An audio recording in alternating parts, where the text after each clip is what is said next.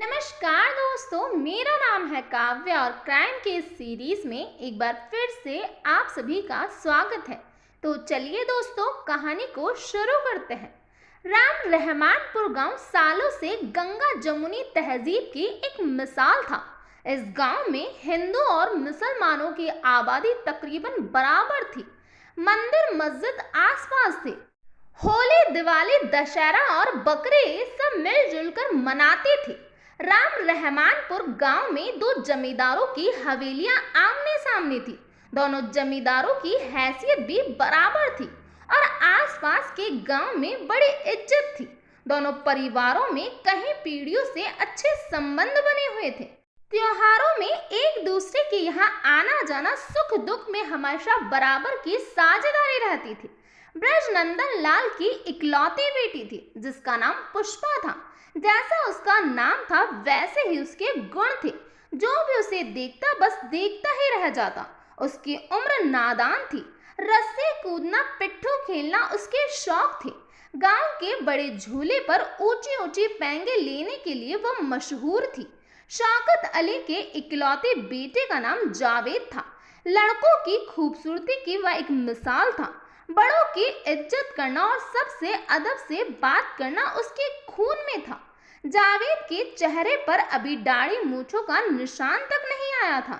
जावेद को क्रिकेट खेलना और पतंगबाजी करने का बहुत ही शौक था।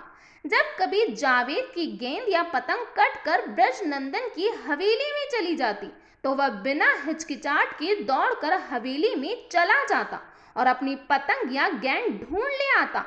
पुष्पा कभी कभी जावेद को चिढ़ाने के लिए गेंद या पतंग को छिपा देती थी। दोनों में खूब कहासुनी भी होती थी। आखिर में काफी मिन्नत के बाद ही जावेद को उसकी गेंद या पतंग वापस मिलती थी। अल्हड़पन कुछ समय तक चलता रहा। बड़े बुजुर्गों को इस खिलवाड़ पर कभी कोई ऐतराज भी नहीं था। समय तो किसी के रोकने से रुकता नहीं। पुष्पा अब सयानी हो चली थी और जावेद के चेहरे पर दाढ़ी मूंछ आने लगी थी। अब जावेद गेंद या पतंग लेने हवेली के अंदर नहीं जाता था, बल्कि हवेली के बाहर से ही आवाज दे देता था। पुष्पा भी अब बिना झगड़ा किए नजर झुकाकर गेंद या पतंग वापस कर देती थी। ये झुकी नजर कब उठी और जावेद के दिल में उतर गई, किसी को पता भी नहीं चला। अब जावेद और पुष्पा दिल ही दिल में एक दूसरे को चाहने लगे थे। उन्हें अल्हड़ जवानी का प्यार हो गया था। कहावत है कि इश्क और मुश्क छिपाए नहीं छिपते। गांव में दोनों के प्यार की बातें होने लगी और बात बड़े बुजुर्गों तक पहुंची। मामला गांव के दो इज्जतगर घरानों का था, इसीलिए इसके पहले कि मामला तूल पकड़े, जावेद को आगे की पढ़ाई के लिए शहर भेज दिया गया। ये सोचा गया कि वक्त के साथ इस अल्हड़ प्यार का बुखार भी उतर जाएगा, पर हुआ इसका उल्टा ही। जावेद पर पुष्पा के प्यार का रंग पक्का हो गया था। वह सबसे छिपकर रात के अंधेरे में पुष्पा से मिलने आने लगा। लुका छिपे का ये खेल ज्यादा दिन तक नहीं चल सका। उनकी रासलीला की चर्चा आसपास के गांवों में भी होने लगी। आसपास के गांवों की महापंचायत बुलाई गई और ये फैसला किया गया कि गांव में अमन चैन और धार्मिक भाईचारा बनाए रखने के लिए दोनों को उनकी हवेलियों में नजरबंद कर दिया जाए। ब्रजनंदन लाल और शौकत अली को हिदायत दी गई कि बच्चों पर कड़ी नजर रखें ताकि ये बात अब आगे ना बढ़ पाए।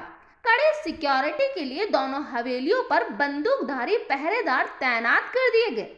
पुष्पा और जावेद अपनी ही हवेलियों में अपने ही परिवार वालों की कैद में थे।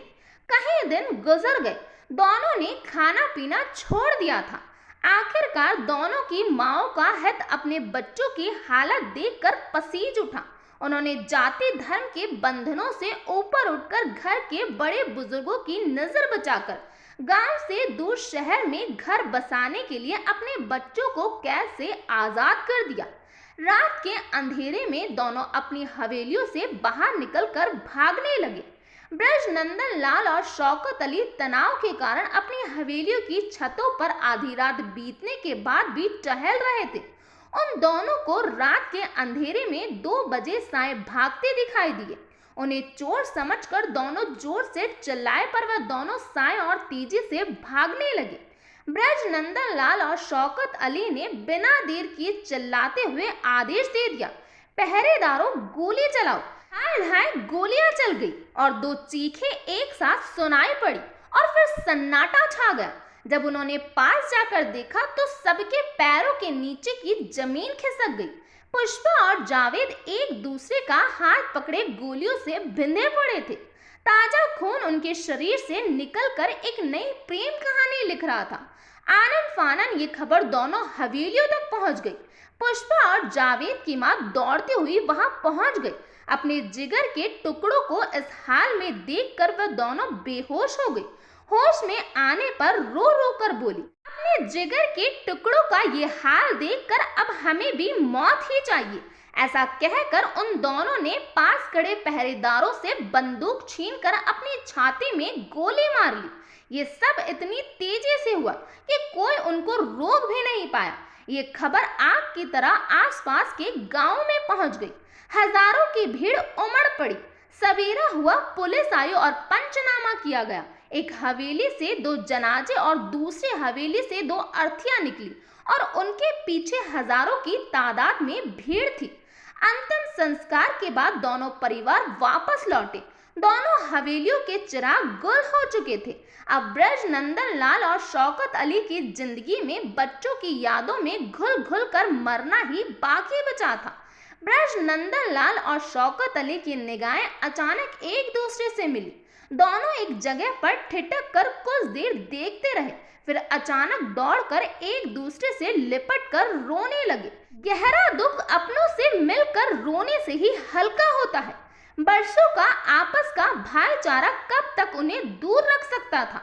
शायद दोनों को एहसास हो रहा था कि पुरानी पीढ़ी की सोच में बदलाव की जरूरत है।